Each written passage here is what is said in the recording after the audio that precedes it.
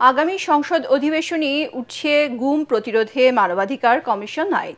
এ বিষয়ে সচিব কমিটির বৈঠকও শেষ হয়েছে। বিকেলে রাজধানীতে আইন পেশায় নিযুক্তদের বেসিক মেডিয়েশন প্রশিক্ষণের সমাপনী অনুষ্ঠানে সাংবাদিকদের এসব কথা জানান আইনমন্ত্রী মোহাম্মদ আসাদুজ্জামান।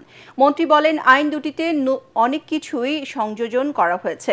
মানুষের কণ্ঠরোধ করতে চায় না মন্তব্য করে তিনি বলেন, তড়িঘড়ি করে নয়, অধিকতর যাচাই বাছাই করেই সাইবার আইন করা হবে। ভারতে বসে শেখ হাসিনার রাজনৈতিক বক্তব্য প্রচার নিয়ে আইনমন্ত্রী বলেন, মৃত্যুদণ্ডপ্রাপ্ত আসামিরা কথা বলতে পারেন না, তা দিল্লি বুঝতে পেরেছে।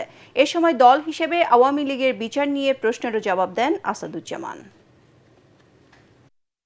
3-4টা সেশনে কনসালটেশন করে ফাইনাল স্টেজ করে আমরা এখন সচিব কমিটির সভাও শেষ করেছে।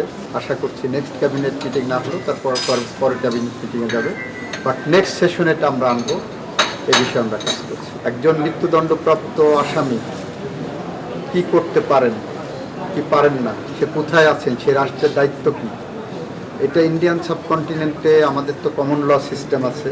ওনাদের যে পেনাল কোডের, আমাদের পেনাল কোড, ওনাদের সিআরপিসি, আমাদের সিআরপিসি মোর অর লেস কাছাকাছি। তো সেখানে কি করতে হবে সেটা আমাদের থেকে ওনারা ভালো জানেন।